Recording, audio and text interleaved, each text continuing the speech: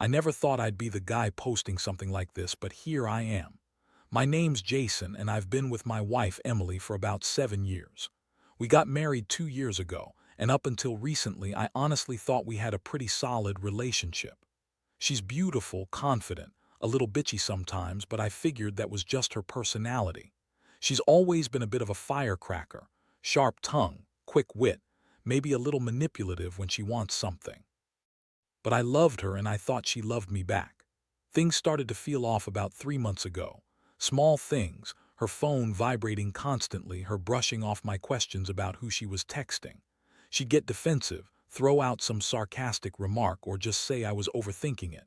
Still, I shrugged it off. Maybe she was just busy, or maybe I was paranoid. I chalked it up to my own insecurities. I wasn't perfect, but I never thought the woman I married would cheat on me. Then, about 2 weeks ago, I started noticing her acting weird around her phone more than usual. She'd hide it when I walked into the room, and when I'd ask who she was texting, she'd get bitchy, roll her eyes, tell me I was being paranoid, that I needed to chill out. I didn't push too hard because I didn't want to start a fight, but I'd catch her lying or sneaking around. I even saw her delete some texts once when she thought I wasn't looking.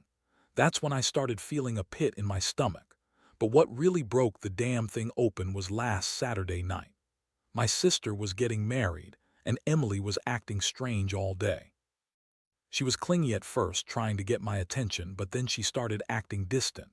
During the reception, she pulled me aside and told me she needed to talk. She looked nervous, like she was hiding something. I thought maybe she was just upset about the wedding, or maybe she was feeling overwhelmed.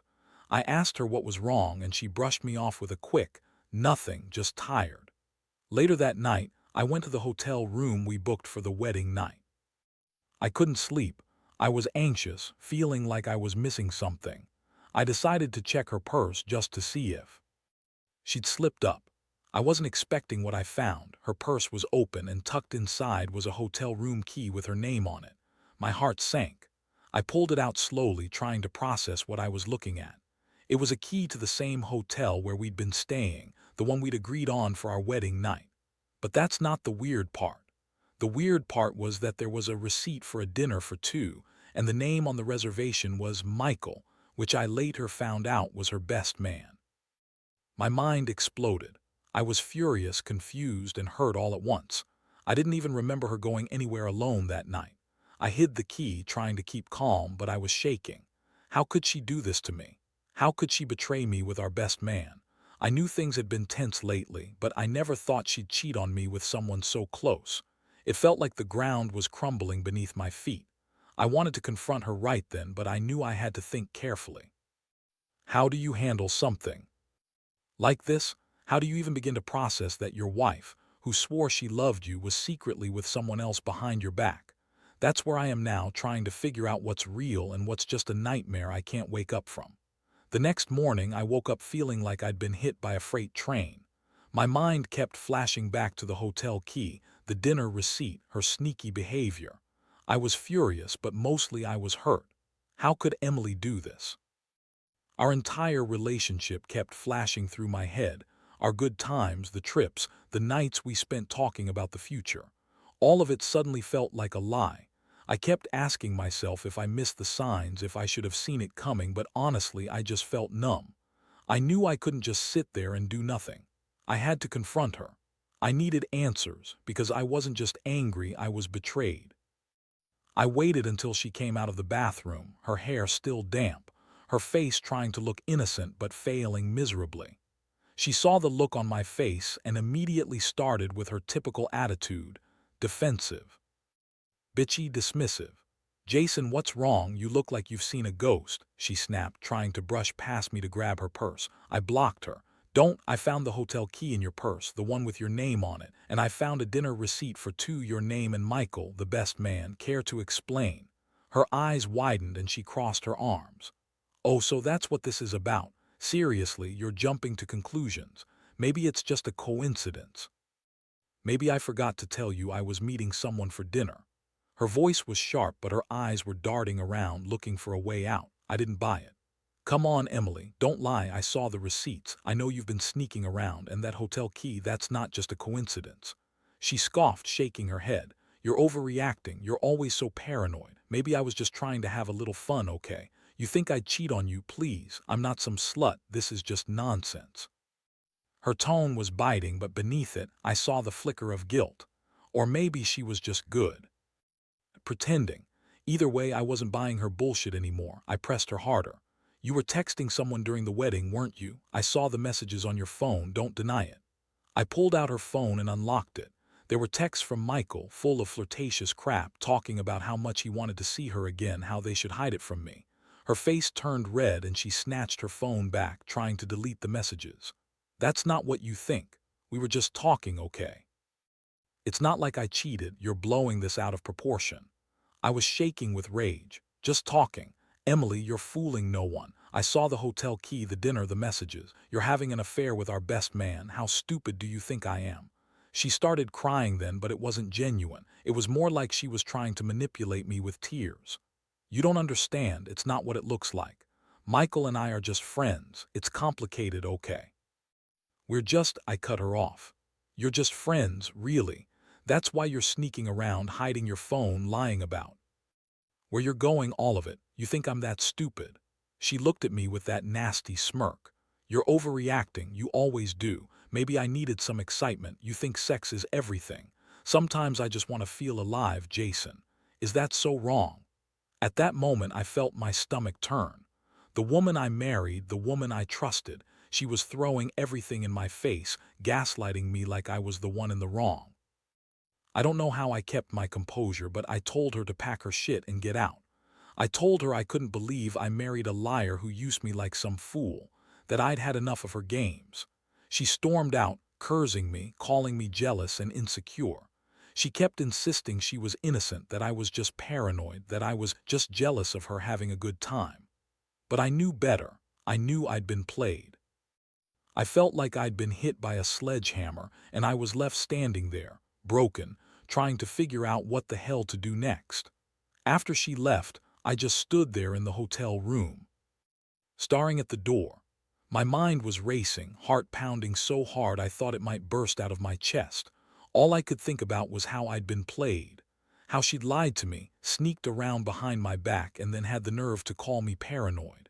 It was like a punch in the gut every time I remembered her smirk or her tears, fake tears. I realized now, just another way for her to manipulate me.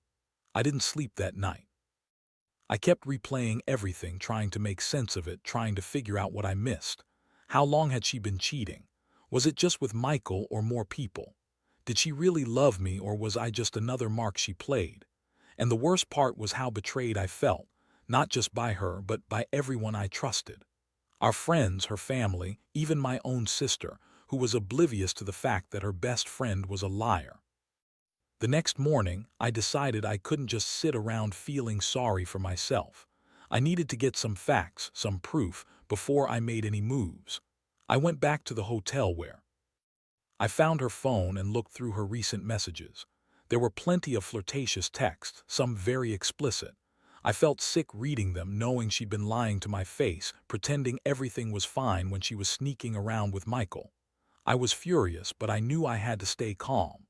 I couldn't afford to let her see me break down completely. I called up Michael, the best man. I needed to hear it straight from him, even if I already had my suspicions. His voice was casual, like he didn't realize how much he'd just screwed up. "Hey, Mike, I need to talk to you about Emily," I said, trying to keep my voice steady. There was a pause, then he said, yeah, Jason, what's up?" I took a deep breath. "Did you guys have something going on? Because I found your name on our hotel reservation and I saw your texts. I want the truth." He hesitated, then finally admitted, "Yeah, man, we've been seeing each other for a few weeks now. I didn't want to hurt you, but it just happened. I swear I didn't think she'd actually do anything during the wedding. I thought she'd just be sneaking around with me for fun, you know." That hit me like a punch to the stomach. I'd always trusted Mike. He was like a brother. And now I find out he's been sleeping with my wife. The betrayal was so raw, so intense, I felt tears threaten to come. But I clenched my fists, telling myself I couldn't let her see me weak. I ended the call with him, then called a lawyer. I needed to know what my options were. I wasn't just going to walk away from this. No way. She'd lied, cheated, manipulated. I needed to protect myself, and if that meant ending everything, so be it. As the day went on, I started packing her things. I wanted her out of my house, out of my life. I couldn't face her anymore. Every time I thought about what she did, rage and hurt mixed together, creating this toxic storm inside me. I kept thinking about her words, how she said I was just paranoid, how she accused me of being jealous. But I knew the truth now. She was the jealous one, jealous of anyone who was better than her, more confident, more successful. By late afternoon, I was sitting alone, looking at the pile of her clothes and shoes. I felt numb, like I'd lost part of myself. I kept asking myself how I got here, how I married someone like her. And the more I thought about it, the more I realized I couldn't stay. I wouldn't be a fool anymore. I needed to cut her out, move on, rebuild from the ruins she left behind. But it hurt like hell, more than I'd ever felt before. That night was the worst I've ever experienced. I couldn't sleep, couldn't eat. Every time I closed my eyes, her face, her lies, the sneaky texts flashed through my mind like a sick slideshow I couldn't turn off. I kept replaying her words, how she insisted she was innocent, how she accused me of being paranoid, jealous. It all sounded so hollow now. I knew the truth was in the evidence I'd uncovered, and that made me feel sick and furious all at once. I decided I had to confront her again, face to face, even if I knew it might blow up in my face. I reached out to her, telling her I wanted to talk. She showed up at the house the next morning, pretending to be innocent, acting like she hadn't done anything wrong.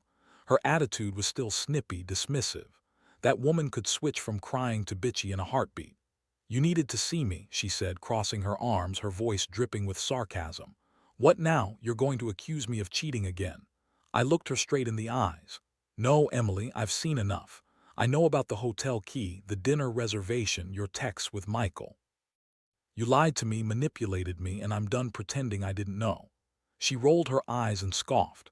"You're overreacting. I told you it's just sex. It doesn't mean anything. You're making a big deal out of nothing, like always. You're so insecure." "Stop," I cut her off. "You're full of shit, Emily. You're not just having sex. You're having an affair with our best man. How stupid do you think I am?" She looked at me like I was crazy, then her face turned angry. "You don't know what you're talking about. That's your problem. Your jealousy, your trust issues. I can't believe I married a damn psycho. Maybe I should have just kept it to myself, but no, I guess I like making your life hell." I took a breath, trying to stay calm, but my fists were clenched so tight I thought they'd bleed. "You think this is funny? You think cheating on me with Michael, our best man, is just some joke? Well, let me tell you something, you're done. I don't want to see your face again. Pack your shit and get out. I don't want to hear another damn lie." She started to cry, fake tears again, I was sure of it, and then she looked at me with that nasty, dismissive smirk. "Fine. You want to throw away everything because you're insecure. Good riddance. You're not the man I married anyway. You're just a control freak, Jason. I don't need this shit." I watched her walk out, feeling like I'd just been hit with a baseball bat. I knew then that I had to take control of this mess. I called my lawyer again, told him everything I'd found, and asked what my next steps should be. I needed to protect myself and make her pay for what she'd done. I couldn't keep living with the betrayal, the lies, the constant feeling of being played a fool. Over the next few days, I cut her off completely. No calls, no texts. I changed the locks, started sorting out the divorce papers. I felt a strange mix of relief and pain. On one hand, I was free from her manipulations, but on the other, I was haunted by the fact that the woman I loved, the woman I trusted, had been lying to me for who knows how long. I kept thinking about all the signs I missed, all the moments I dismissed as my insecurities. Now I knew better. The hardest part, facing the fact that I'd been blindsided by someone I thought I knew. I trusted her, believed in us, and she threw it all away for some meaningless sex with our best man. That betrayal runs deep, but I'm trying to hold it together to move on. I've learned that sometimes trusting your gut isn't paranoia. Sometimes it's just knowing the truth even when it hurts like hell. The days that followed were a blur of legal calls, packing, and trying to piece myself back together. It's crazy how someone you trust can shatter your entire world in a matter of moments. I kept waking up at night, replaying everything. The lies, the sneaking, the betrayal. I felt like I'd been hit by a freight train and left to pick up the pieces. Honestly, I kept asking myself how I got here, how I let someone so manipulative and deceitful into my life for so long. What hurt the most was knowing I was never really enough for her. The way she lied, the way she sneered at me when I confronted her like I was the crazy one. I realized she had been playing me from the start, just using me as her backup plan until she found someone better. And that someone turned out to be Michael. I mean, they started texting at my sister's wedding. I still remember that sick feeling I had when I saw her phone light up with his name. It was right there, proof that I was just a fool in her game. I started questioning everything I thought I knew about her, about us. How many nights had she lied to my face? How often had she looked me in the eye and told me she loved me? I've always been a trusting guy, maybe too trusting. But this made me realize that some people are just master manipulators, and I'd been blind to it. I had to pick myself up from the mess she left behind. One thing I couldn't understand was what her real motivation was. Was she just bored? Did she want to get back at me for some reason? Or was she just a selfish bitch who wanted to feel alive? Honestly, I don't think I'll ever get a clear answer. All I know is that she was capable of lying, cheating, and throwing away what we had just because she wanted some attention from Michael. That thought made me sick to my stomach. I kept telling myself I deserved better, that I'd been a fool to stay so long. I also had to deal with the fact that she's still trying to contact me, even after I told her to stay away. She's sending messages, trying to guilt-trip me, saying she's sorry, that she made a mistake, that she loves me. But I know better. I see through her fake tears. She's just trying to manipulate her way back in, and I won't let her. I've learned my lesson. Trust is earned, not given blindly. Now I'm at a point where I'm trying to rebuild myself. It's not easy. Sometimes I feel angry, sometimes sad, and sometimes I just want to forget everything and go back to how things were before all this chaos started. But I know I can't. I have to move on, even if it hurts. I've read somewhere that betrayal cuts deep, but it also teaches you who really matters in your life. Looking back, I wish I'd seen the signs earlier. Her dismissive attitude, the secretive phone habits, the way she'd lash out when I got suspicious. Maybe I was just too blind to see it, or maybe I refused to believe the worst. Either way, I'm not going to let her ruin me. I'm stronger than that now. I realize that sometimes you have to lose everything to find out who you really are. And for now, that means letting go of her, shutting that chapter and focusing on myself. Now, sitting here reflecting on everything, I realize that this whole experience has changed me forever. I used to trust blindly, believe that love alone could conquer anything. But betrayal teaches you harsh lessons. It made me question not just her but myself, my judgment, my instincts. I thought I knew who she was, who we were together. Turns out I didn't really know her at all. She was just a mask, hiding her true nature behind lies and fake tears. The worst part isn't even the betrayal itself, it's how much it shakes your confidence. I've spent countless nights wondering if I missed the signs, if I was just dumb for not seeing what was right in front of me. But then I realized that's what she wanted. To keep me in the dark, to manipulate my trust, to feel superior when she was really just a liar and a cheat. That realization stings more than anything else. But I've learned something valuable through all this chaos. I deserve honesty and respect. I shouldn't settle for someone who manipulates me, who cheats behind my back. I've started focusing on myself, rebuilding what was broken. It's not easy. There are days when I feel like a complete idiot for trusting her, days when the pain is almost unbearable. But I also know I'm stronger than I thought. I've survived her lies, her betrayal, her fake tears, and I will move forward better and wiser. To anyone reading this, out of everything I've learned, here's my advice. Trust your gut.